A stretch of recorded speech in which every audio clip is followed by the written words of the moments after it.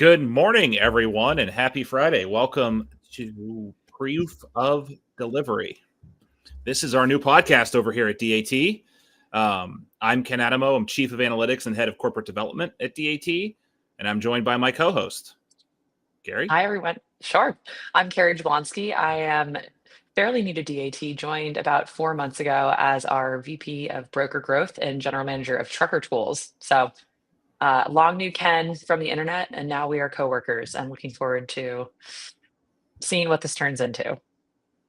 Yeah, we're super excited. Most of you, or some of you at least, probably know me from the IQ Market Update that we founded during COVID with a digital whiteboard and literal digital sticky notes that me and Dean Croak were putting up there. But I'm leaving that to the experts the last few months. And Kary and I really have started talking about this since the acquisition of Trucker Tools, which we'll get to in a minute.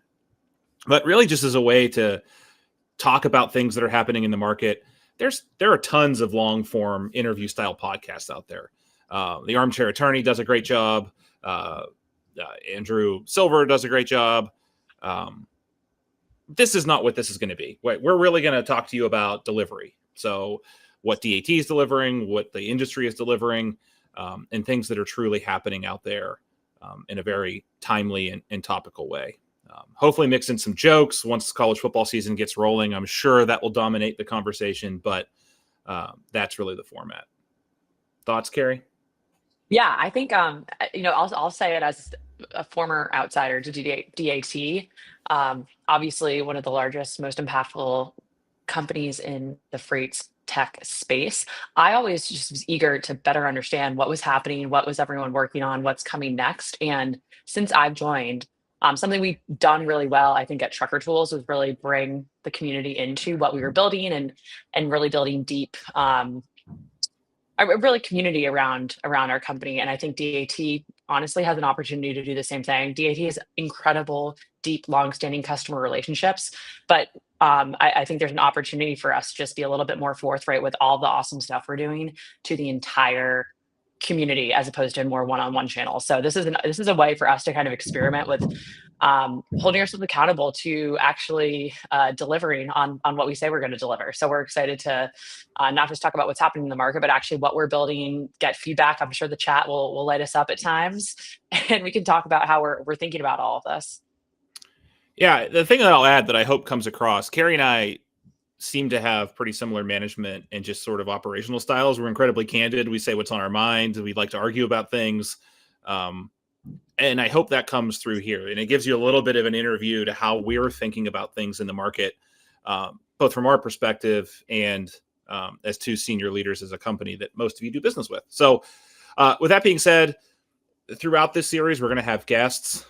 Again, less talking about, the cold and rainy day in 1985 when they were born and how that helped shape them into a freight tech leader today, and much more through the lens of what they're out there delivering day in and day out for their customers.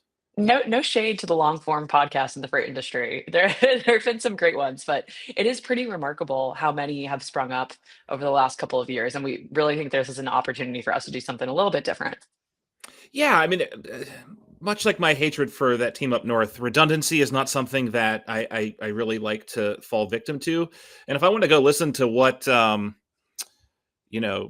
someone thought about founding their business, there's 3 or 4 different channels I can pick from to go do that. And they're all awesome. And we're happy to refer you over there.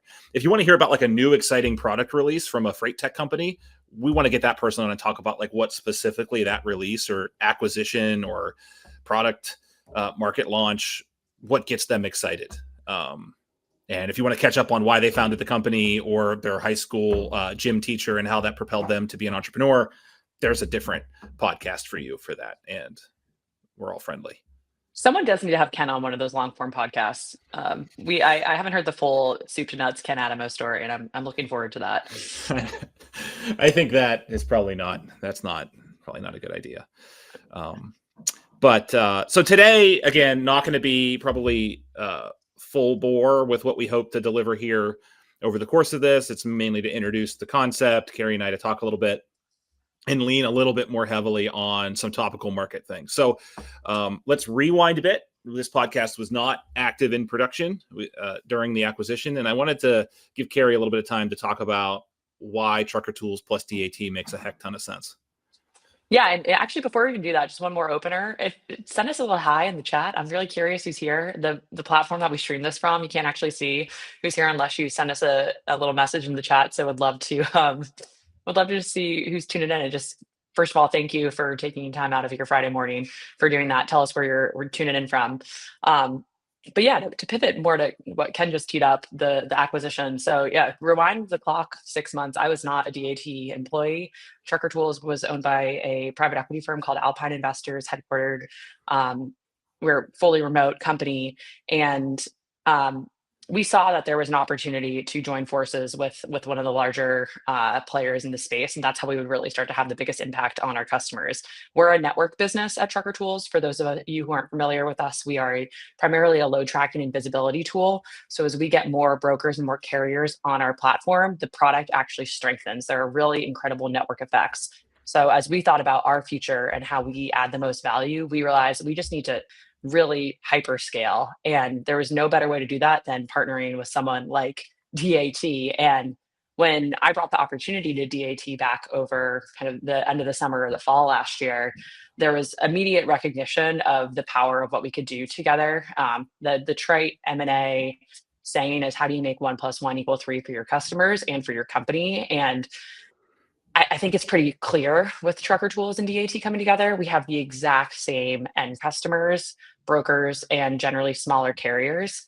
And if we could stitch together our products in a way that we were adding, I'm really combining our data sets and our insights to create a easier, fewer clicks involved visibility process for our customers, pulling that really rich visibility and carrier data back into the DAT platform to be able to actually build more robust portraits of what carriers are actually doing, as opposed to just some of the other kind of more preference-based tools out there. We thought we could just create tremendous value. You think about the IQ data set, how much additional richness there's going to be from bringing this massive carrier network into the DAT platform. So there's just so many opportunities to provide more value to our customers. We thought this is the right partnership, and we've been moving really fast since the acquisition happened. It closed in late December, so we're about a quarter in now. We have brought our teams together. We're still keeping our two brands separate because we think they're both powerful in their own ways and have a lot of strong recognition in the industry. But I think most importantly, the main thing we're working on right now is our product integration and how we're actually going to stitch together our visibility product into the DAT load board and IQ platforms and into our forthcoming carrier management suite that I know we're going to definitely talk about on the pod sometime soon. I don't know, Ken, that's how I think of it. You were the corp dev mastermind behind all of this. What I miss? Where did your perspective differ?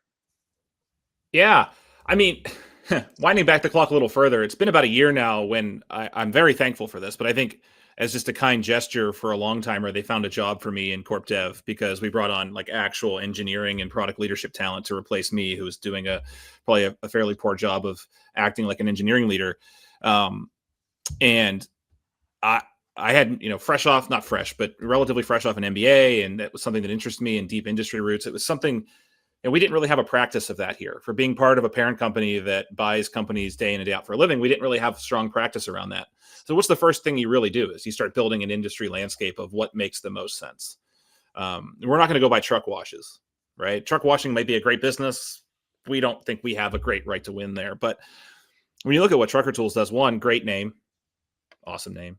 I think DAT now owns like Dial a Truck, Trucker Tools, Book It Now, and Get Loaded, which again is the greatest name in the freight ecosystem. If you could pick like one name in the industry, it's Get Loaded. One of these pods, we're going to do a retro on all the companies that DAT has bought and all the brands and the history there. There's so much interesting stuff. Yeah, it's awesome. So you look at it and you go, it's pretty much a hand in glove fit with the Trucker Tools team. So great team, great talent. And what we're already starting to see a quarter in, Kary's being a bit humble. A lot of the leaders from Trucker Tools have assumed leadership roles within DAT, increasing their scope. those things can break one of two ways, right? You can either see this mass exodus and people feel disenfranchised. I think what you're seeing here is several folks from the Trucker Tools team stepping up into much broader scopes and crushing it out of the gate. So when you look at these deals, it's team fit, it's culture fit, it's customer, do the customers fit together well? And it just made a ton of sense. And it was awesome. It was like our first couple deals we looked at in the new corporate dev kind of pipeline. One of them hit, which again, maybe 1 out of every 10, maybe 1 out of every 15 when you're looking at these things. And of the first 3 deals we looked at under my tutelage of the department, we got one of them. So it's pretty cool to say that we were able to do that. But yeah, super, super excited, I think, moving forward. It looks like we actually have a question in the chat here. In what ways have digital freight marketplaces and platforms disrupted brokerage models, and what opportunities or threats do these changes pose for brokers and carriers? Love the question, Subhail. Ken, you want to give your quick perspective on digital freight marketplaces? Yeah, I mean, I think it's tough, right? I think it's tough to define these things because these terms are there's no like industry standard, right? I think digital freight marketplaces continue to be where that kind of polar, right? So I come from the energy industry, if you go way, way back. And basically someone has to turn the lights on at your house if no one else is willing to actually sell you power. So it's called a provider of last resort. So if you go back like 10 years, load boards and these kind of quasi-digital marketplaces were true polar providers, where if all else failed, you could go there to get capacity. I think what you're seeing with DAT and others, as well as the tremendous advancements of like Hunt 360 and RXO and Echo and Robinson, is they're moving further and further up that freight waterfall. They're not purely polar providers anymore. I think that's what's changed the most in my tenure in logistics, which is, again, not super long, but a little bit over a decade, is that load boards and these digital freight marketplaces aren't the termination point anymore. There's much more strategic deployment of how you use and when you don't use these. But Kary, I'm interesting. Yeah, I think there's a little bit of a semantic confusion, I think, when we talk about digital marketplaces and load boards. And what I think you guys are going to see over the next couple of years as we start to, as we continue to really accelerate what we're doing here at DAT. So much of what we spent our product time and energy on for the last, call it 18 months, I know, Ken, you know more than me, is actually replatforming so that we can start to really move fast on product development.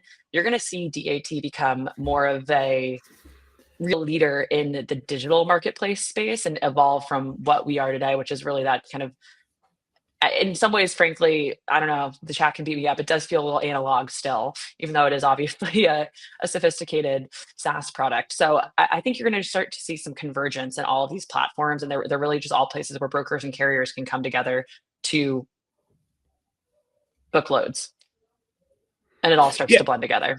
Yeah. So I want to add up on that. That's a great insight, Kary. So all of the businesses that we operate in this space, whether you're payments or e-com or freight, they think about the flywheel, right? What are let's think about Uber for a second, not Uber Freight, like Uber. They need drivers and riders. So if you think about it, like there's this virtuous cycle where more drivers means more people are going to be able to ride, and more riders means you can attract more drivers, right? So for us and for other digital freight marketplaces, it's loads and trucks.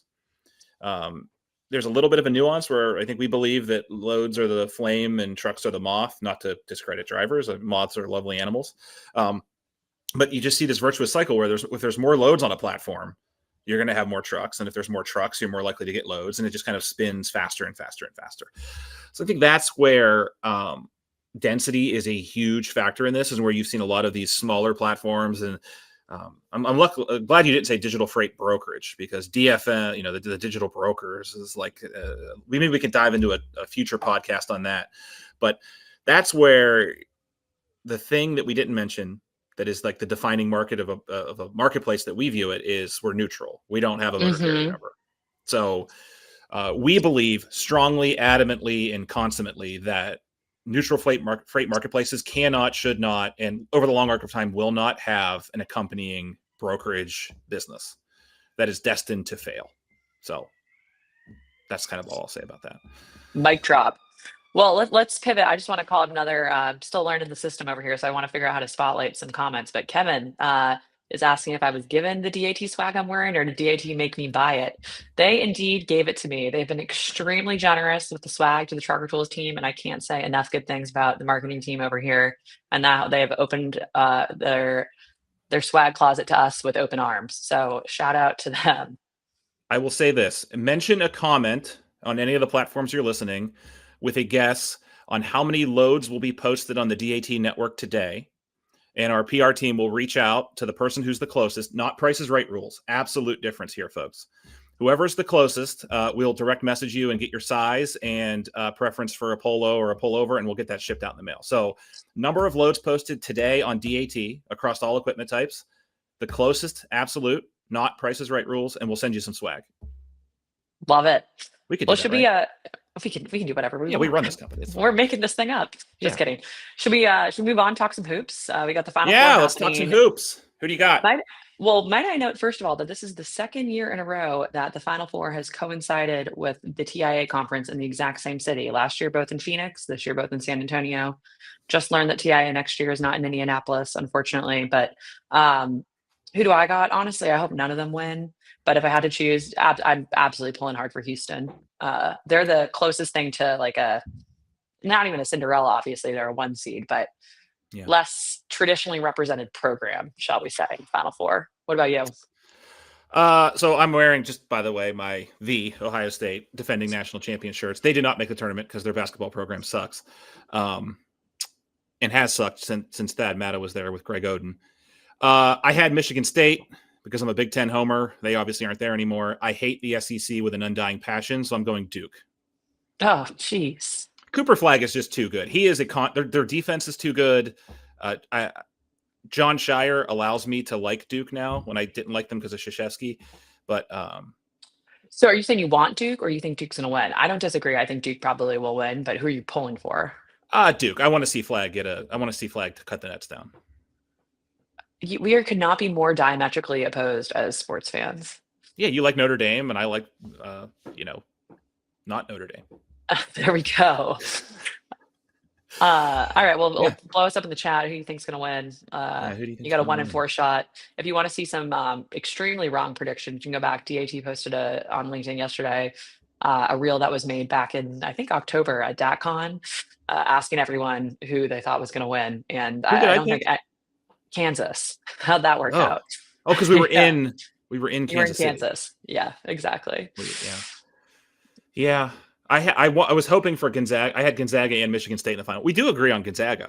I'm a long time, since Adam Morrison, I've been a long time admirer of Gonzaga's program. And you are one of the few people who knows how to pronounce it correctly. What city is Gonzaga located in? I'm guessing Gonzaga. I don't know. You don't know where it is? No. Okay. Well, there we go. Spokane. Nice. There you go. You said it right. A lot of people out there saying Spokane. It's Spokane. It's not Spokane. There we go. All right, let's hit some topics here. M&A news. So, first of all, let's set the table here real quick. This is going to be what do the kids call it? A banger of a year for M&A. You might ask why that is. So there's been a lot of money on the sidelines the past year or two with kind of a lot of uncertainty. A lot of these startups have really been hanging on for dear life. A lot of them took what's essentially called venture debt. So they took on investors, and then they didn't want to dilute those investors at a lower price. So they took on debt, and now they just need to get out. I would bet that if you're a broker listening to this, every one of you has a vendor that you're partnered with in some form or fashion, if they're venture backed, that is thinking about what to do this year. So it's going to be a very busy year. This will be a recurring theme on our show. But anything to add there, Kary, as someone who has a bit of experience here?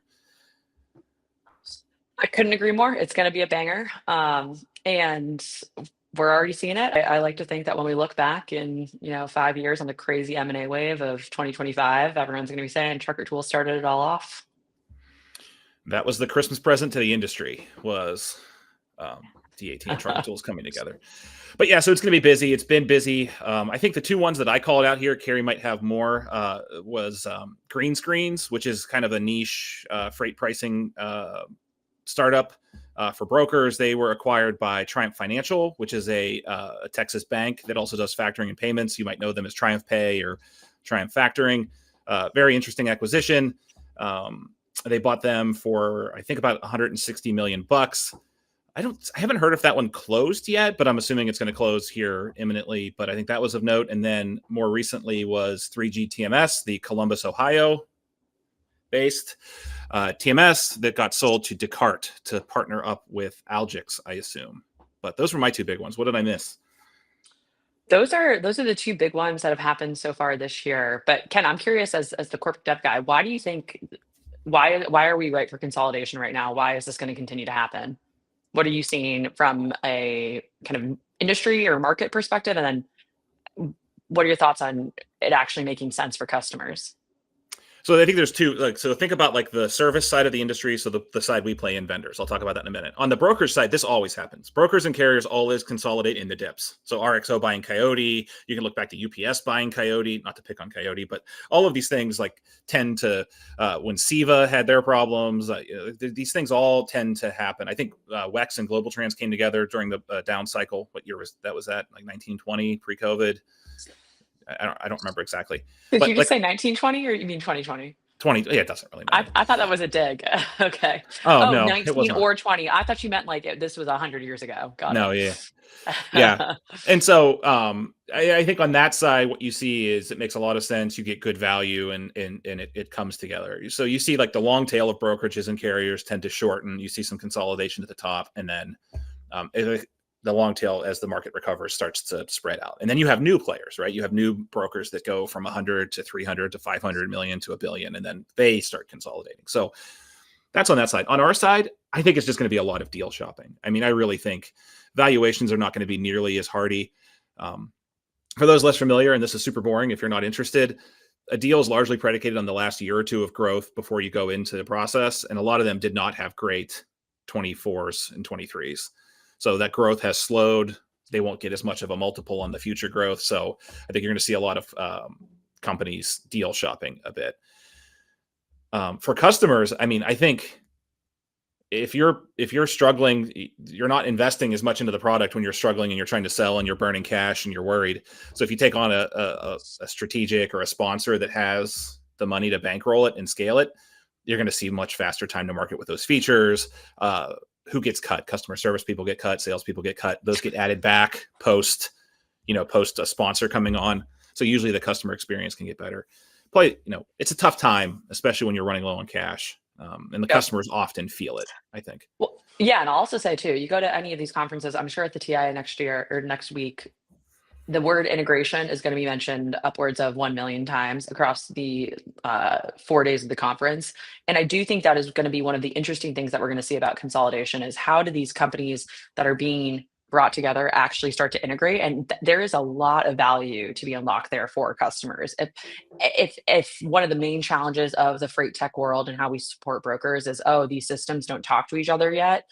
If these businesses like DAT and Trucker Tools or any of these other ones that you just mentioned, Ken, can actually succeed in starting to stitch these products together, that's where we're going to start to see really compounding wins for customers is my take. So I'm excited to see what happens. Yeah, it's important to know that was not the thesis behind Trucker. We actually bought Trucker Tools at kind of a high point of a growth cycle, and that's not DAT's general philosophy around deal shopping. It's like, does the asset make the combined entity better? The 1 + 1 + 3 is like collective, let's all roll our eyes, but like, does it actually accelerate the growth of the combined entity versus like getting a deal? We don't sell, we're long-term holders of assets as an entire enterprise. So for us, it's more about that long-term value versus just getting a deal. When it comes time to capital deployment. But well, should we talk tariffs? You're the tariff guy. I am not the tariff guy. I liked Mazen over at Uber Freight said, just wait and see. I think that's the best approach here. It is certainly lighting up the spot market. Our load post, anyone paying attention, it's a little bit of a hint, wink, wink. Our load posts are up about 50% right now compared to even a couple weeks ago. So things are crazy out there. Flatbeds are absolutely hair on fire. Holy crap. Crazy right now. Reefers kind of suck, and dry vans somewhere in the middle, but it's definitely lighting things up. It's moving things around. Volatility is great for the spot market. If you're a spot carrier or a spot broker and you haven't been around more than a cup of coffee, let me tell you, you want volatility. It's probably a little too much volatility for us, with aging tickers. I've already proactively started taking a statin and a blood pressure pill just out of good practice. But yeah, I think it's heating up out there. Yeah.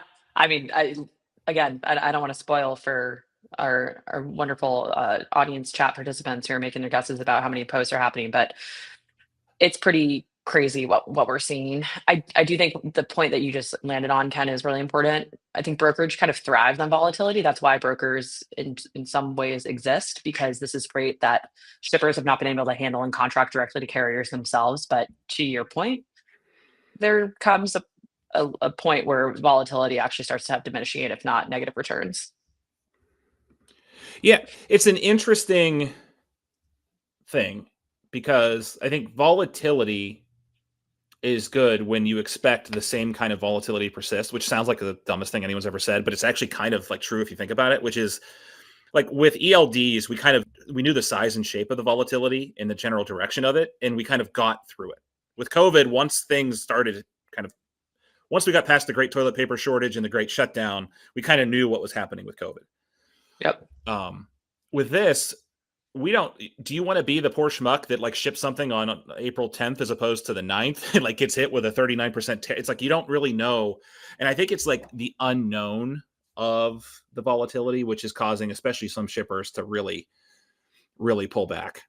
Yeah, I see Julian asked a question in the chat exactly about that. How do we anticipate the tariffs will impact demand, capacity, and pricing in the domestic transportation market over the quarter? He saw that freight appointments were down 41% in the month of April. And Ken, curious from your perspective, I do unfortunately think the answer with this is it is a wait and see game right now. It makes sense that given the pace and the quantum of the swings that are happening right now and communications from the administration and other countries' responses, it is really hard for shippers to commit to long-term decisions right now. And that's why none of this is really predictable. Yeah, I think you're just going to see starts and stops.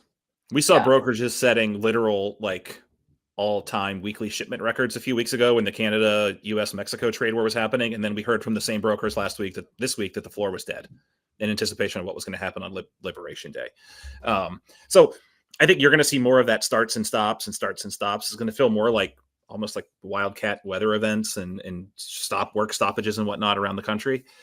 But I think in the macro, flatbeds are probably more persistent. I would be more persistently bullish there because interest rates are going to take a beating. They are taking a beating, like legit. If you need to go refinance, maybe hop off this podcast and call a mortgage broker because rates have come down considerably and probably will continue to come down as a result of some of this.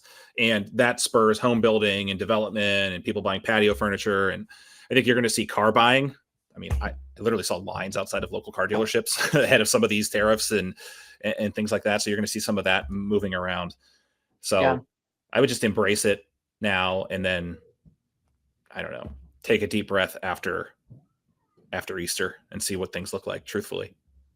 Well, speaking of the administration, we've got a new head of the FMCSA, and it is not Ken Adamo, as I was led to believe on Twitter. Tell us about what's going on there. Yeah, I think for the carriers listening, this is not a good pick. The small carriers, I think they're pretty upset by this. This guy is apparently first of all, the last person lasted like 1.3 mooches. If you remember, Scaramucci everything's measured now in mooches. So it was under 2 mooches. The Browns have had fewer quarterbacks than we've had FMCSA administrators in the last few years. So like, I don't know what's going on over there. The guy who was on road rules is running the DOT. So like, who the hell knows what's actually going on? I mean, at least he was on road rules. Half the name was something transportation related, but this new guy is an ATA and on the ATA board, American Trucking Association, and history and enforcement. I think if you want to take like a level-headed kind of holistic view of it, at least he's somewhat close to trucking. But as you know, even if you don't, quick history lesson, the ATA and OIDA basically hate each other and are at odds on every single issue. So I think this pick is much more, if you took at a dial chart, it's much more balanced towards big carriers than it is small carriers. But I don't know, just wait a couple of weeks and this guy will probably be replaced by someone else. And there you have it. Right. I mean, you've seen kind of the same period of tumult that I've seen the last few years. It's been, I forget how long a mooch is, but yeah, it's about a fortnight. Okay, there we go. 13 days, I Good. think, is a mooch. I got it. And a fortnight's what, 14? 14, yeah.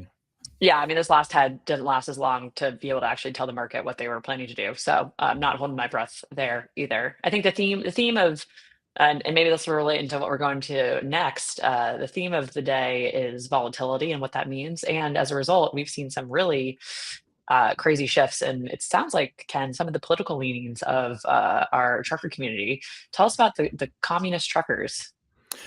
I did not have this on my bingo card. I know you're a huge fan of assembling bingo cards for certain situations, and I did I not thought you were going to have. say I was a huge fan of communists, but Well, that I don't. this isn't a political show. Not a political show.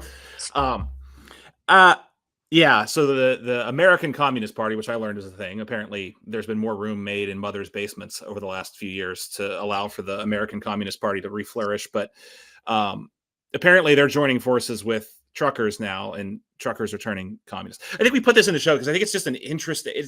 We talk about these things. So in the same show, we're talking about deploying billions of dollars of capital to buy companies. But it's important to remember there are truckers out there who, owner operators, trucks financed, they're struggling to pay their insurance, and they're sitting there, a lot of windscreen time.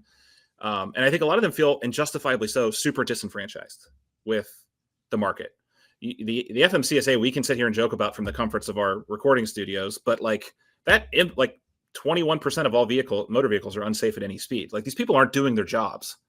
And you're seeing it in more and more. So I think it's an interesting highlight that these are things that are shifting, and I think it's important to keep the narrative, if you will, which again has been weaponized. Like everything, like when you say narrative, it's like, well, yeah, you're just buying the narrative. It's like, I don't think so. That's just common sense economics. But it's a tough time, is I think what this all comes down to be a trucker. And I don't think rates and volumes can go much lower, but I do think like the worst case scenario is a 12 to 18 month malaise that comes out of some of this tariff related economic turmoil.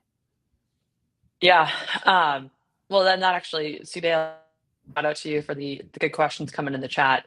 Is asking what are the current challenges facing brokers in the market, and how are they addressing those issues like fluctuating rates? And Ken, what's your take on that?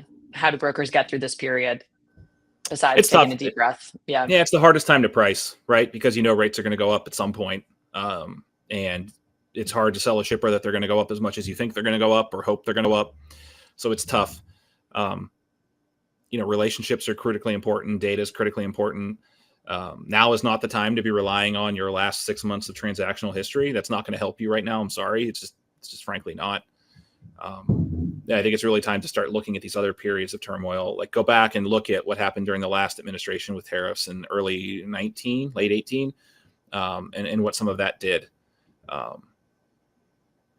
So yeah, it's tough. I could tell you that somewhere between like communism is certainly not the answer, right? Like there is no like overwhelming weight on the freight economy that's holding it down, right? This is kind of why we put the communism thing in the show, is like, this is supply and demand driven. And unfortunately, there's no way to dislodge the current environment because we're still about 8% oversubscribed in terms of net capacity on the pre-COVID trend. We need demand to pick up. It's a long-winded way to say we need more demand for this thing to really get kicked in the butt and start moving upwards. Well, should we talk about what we can control as opposed to all of these invisible hands, which is actually what we have done at DAT to continue to deliver product that helps brokers and carriers manage through this period? This is all you. This is my favorite part of the show. We're going to do it every time. It's our proof of delivery. It's what we've released since we talked to you last, which I guess for this episode could be anything since 1978, but I think we're going to focus on something a little more timely. So Kary, why don't you walk us through our proof of delivery? Yeah, so I don't know how many of you guys watching were at Matt's last week in Louisville. Can't believe, yeah, that was just last week. I unfortunately could not make it, but we had a number of folks there, and the big release we rolled out there was our DAT Copilot, which is an authority bundle for small carriers to help them have an easier time when actually starting a trucking business. So the way this product came to life was that we know starting a business and getting an MC number is really paperwork heavy. You've got the FMCSA, changing leadership every 3 weeks. Things are changing. Tech is outdated. It's difficult to figure out what exactly do I need. So actually just getting that MC number to be able to start moving loads is really overwhelming. what we're calling this is DAT Copilot. You can visit dat.com/authority while I'm talking about it to learn more. It really takes that guesswork out of starting a business, and you've got one-to-one coaching, step-by-step guidance. You can actually better understand, here's how I get started. And this is actually just for carriers. We launched at Mats, but it's also for brokers. Learn about compliance, insurance requirements, registration, tax requirements, really everything that it takes to get your business off the ground so that you can start doing what you're trying to do, which is move freight and make money. We've also got some cool savings on fuel and factoring in there, which I think what you're hearing is how DAT is this big freight ecosystem. Combining all of these programs and products together allows us to offer opportunities to you, not just in providing guidance on how to start a business, like with Copilot, but actually on taking advantage of some of our other services and offerings like fuel and factoring discounts. So check it out. dat.com/authority. We're really, really psyched about this. Just officially launched last week and already have folks getting started and becoming entrepreneurs through the support of this product, which I think is one of the coolest parts of the freight business, the freight industry, is just how it is really empowering small business ownership and folks to get out there and kind of own their destiny. I think that is really the beauty of this business, and what we want to do is help you guys do that more easily and with less red tape. I could not agree with more. I think all of us, myself included, forget at times the courage and the fortitude it takes to actually strike out on your own and be a small carrier, right? To go buy a truck, to put yourself a couple $100,000 in debt, spend most of the time away from if you're successful, you're spending most of the time away from your home. Your home is your truck. You're out there. It's tough. It's physical. It's, the facilities at shippers aren't always the best. It's hard to navigate. If you're new to the industry, that's kind of the crux of all of this. It's just helping you get set up. I'll be the first to admit, I've been doing this for quite a long time. I would not know the first place to start if I wanted to. If you offered me $1 billion to go successfully start a trucking company from scratch, I would struggle. And I'd be thankful that there were options out there like what we're working on now to help get a head start. Maybe that's why, because I went to 2 state schools and not some fancy pants school, but I don't know. I think it's tough. It's hard. It is. Yeah. Yeah. So we're excited to hear the stories about folks who are able to start their businesses and grow their empire through Copilot. So let us know if you're using it out there, how it's been helpful to you, and keep the feedback coming. So that's really our first proof of delivery. Excited to continue to share with you guys over the coming weeks and months about what we're actually cooking up here. And if you want to talk to us before then, we will have DAT out in the wild over the next couple of weeks. So I personally will be at the TIA Capital Ideas Show, like I mentioned, in San Antonio next week. Kicks off on Wednesday with a golf tournament and runs through Saturday. DAT hosts the Friday night party every year at TIA, so please come find us there. We've got a number of panels queued up as well. I'm moderating one on Thursday morning at 11 a.m. if you're going to be there, on visibility and visibility 3.0, the future of what's coming. So please come ask your hard-hitting questions. Ken, tell us about, so that's where I'll be next. Tell us about DATCon though, because we're starting to gear up for that. Yeah, we're actually going to not actually. We went to Kansas City last year. Another great freight town, your backyard, Chicago, Illinois. This year, it's going to be a little bit earlier to get a little bit ahead of some of the heavy conference load in the fall. It's in September this year. It's going to be great. It's turned in the amount that conference has shifted from general kind of using the tools, a lot of freight matching, to really like a lot of deep industry discussion and training and Q&A around analytics, pricing, visibility, supply chain design. We'll have about 150 shippers there too. We put up a fence, like a snow fence, to make sure that like they don't actually intermingle too much with the shippers and brokers and carriers, but there will be about 150 shippers there. And it's usually, like I said, a really, really great event around like the practice of moving, pricing, analyzing, designing supply chains and freight movement. So I'm obviously super, it's a lot of work. I think we all find that like it's a ton of work, but it is because we really put a lot of thought into the sessions and the speakers and the lovely customers that help us out by dedicating their time. That's right. And partners. I don't want to mention partners. We've our partner, we had quite a few sponsors last year from our valuable partners, and I'm looking forward to those relationships continuing this year. I also own partnerships at DAT, so I have to, talk about that too. Alexander Perry asks a question. Alexander Perry forsook DAT a little over a year ago to start off in the brokerage industry, but we love him to death. What is Alex's question? Alex asks, this is a good one for Kary. Any idea how the raising the floor of the carrier cost to operate, so basically those whose trucks are paid off, would impact the average spot rate once the ripples of tariffs start impacting cost of doing business? I'll GPT simplify this question, basically saying carrier cost dynamics. Some people have their truck paid off and are highly insurable. Some people are carrying an enormous truck payment and maybe have a ding on their insurance. How's that one population going to fare a bit differently in this current environment than the other?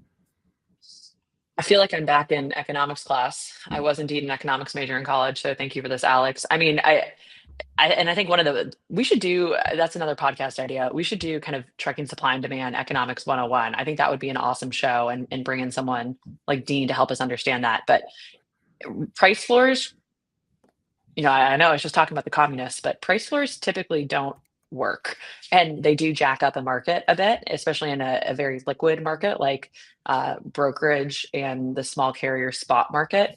So tough to say exactly what will happen to the average spot market. I just know that this is going to make the market more inefficient. And I guess I know Alex isn't saying let's introduce a price floor, but raising that floor of carrier cost to operate means that we're going to continue to see carriers who can't make those truck payments either sell and get out of the business, or actually just have to park their truck on the side of the road until they can restart those payments. We'll probably see a lot of net exits at January next year, when generally annual insurance payments are due.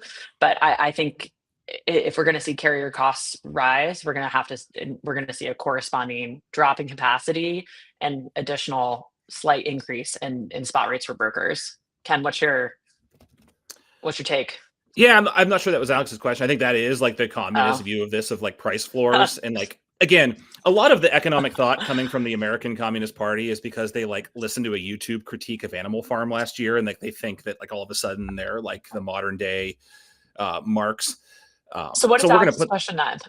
Alex's question is basically like, so on the short term, spot rates are largely bounded. If you believe in like capitalism and Adam Smith's invisible hand, like most above room temperature IQ people do, you believe that the short-term operating costs are bounded by short-term variable costs, and long-term spot rates are bounded by the total all-in cost to operate a truck, right?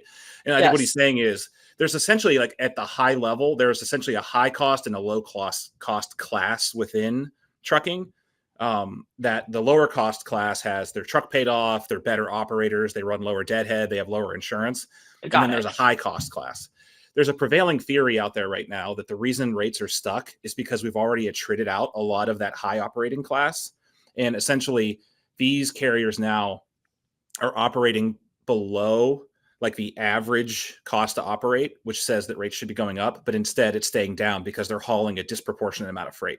So Alex is the statistician, but I think the way that I would describe it is like that bell curve of operating cost has probably tilted a little bit left to be a little more log normal, and it has like a longer right-hand tail, but you probably have a big glut of carriers operating below the average, which is keeping the market depressed because they can afford to run that way. Why'd you make me answer this question? Because it gave me a chance to get 2 digs in on commies. Okay.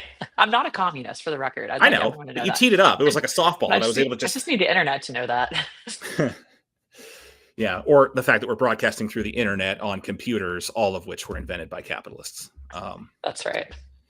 Anyway, great question by Alex. But I think that is like the thing. That is what could stall this market for another 18 months, because like I said, we're still a bit kind of by technicality oversupplied.